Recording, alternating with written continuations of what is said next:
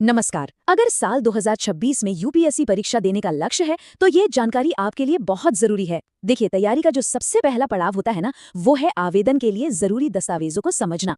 आज हम यही जानेंगे कि कौन कौन से कागजात बिल्कुल तैयार रखने हैं ताकि फॉर्म भरते समय कोई भी दिक्कत ना आए। तो चलिए इसे समझना शुरू करते हैं। किसी भी बड़ी तैयारी का सबसे अहम और पहला कदम होता है उसकी प्रक्रिया को सही से समझना। और अगर दस्तावेजों की पूरी जानकारी पहले से हो तो ये सफर काफी आसान हो जाता है।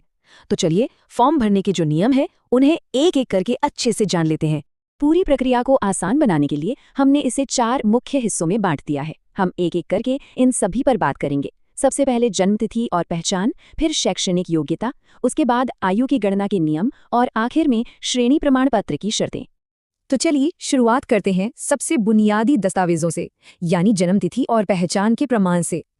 अच्छा, यहाँ एक बात पर खास ध्यान देना है, यूपीएससी जन्म तिथि के प्रमाण को लेकर बहुत सख्त है। इसके लिए सिर्फ और सिर्फ 10वीं या 12वीं की मार्कशीट ही चलेगी, कोई और दस्तावेज नहीं।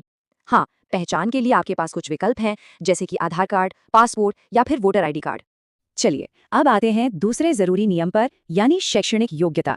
यहाँ उम्मीदवारों के लिए 2 अलग अलग स्थितियां हो सकती हैं। देखिए, सिंपल है। अगर ग्रेजुएशन की डिग्री पूरी हो चुकी है तो आपको अपना सर्टिफिकेट अपलोड करना होगा। और हाँ, जो लोग अपने फाइनल ईयर में हैं उनके लिए भी रास्ता खुला है। वो अपीयरिंग स्टेटस के साथ आवेदन कर सकते हैं, तो चिंता की कोई बात नहीं है। अब अगला महत्वपूर्ण बिंदु, आयु की गणना। इसके नियम तो सीधे हैं, लेकिन जो कट ऑफ तारीख है वो सबसे ज्यादा मायने रखती है। यूपीएससी में आवेदन करने के लिए जो न्यूनतम आयु सीमा है वो 21 वर्ष तय की गई है। ये एक अनिवार्य शर्त है।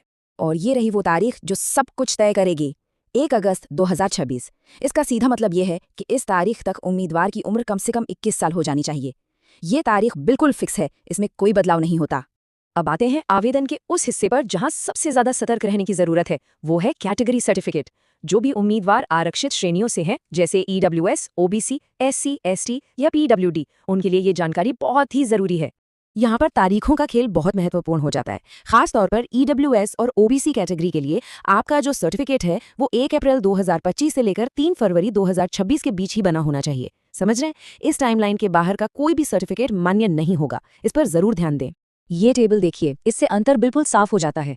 जहां एक तरफ ईडब्ल्यूएस और ओबीसी के लिए तारीखों को लेकर इतनी सख्ती है, वहीं दूसरी तरफ एससी, एसटी और पीडब्ल्यूडी उम्मीदवारों के लिए नियम थोड़े अलग हैं। उनके पुराने सर्टिफिकेट भी माने माने जाते हैं। तो चलिए, अब तक हमने जो भी बातें की हैं उन्हें एक बार फटाफट से दोहरा लेते हैं। तो ये रही आपकी फाइनल चेकलिस्ट। जन्म तिथि के लिए 10वीं या 12वीं की मार्कशीट, पहचान के लिए एक आईडी प्रूफ, ग्रेजुएशन का सर्टिफिकेट और अगर लागू हो तो सही तारीखों वाला कैटेगरी सर्टिफिकेट। बस ये 4 चीजें पहले से तैयार रखने पर फॉर्म भरने का काम बेहद आसान हो जाएगा। तो आखिर में सवाल यही उठता है, क्या ये सभी दस्तावेज तैयार हैं? देखिए, नोटिफिकेशन आने का इंतजार मत कीजिए। इन सभी दस्तावेजों को अभी से इकट्ठा करना शुरू कर देना एक बहुत समझदारी भरा कदम है। आखिरकार तैयारी का ये पहला कदम है और इसे मजबूती से उठाना बहुत जरूरी है।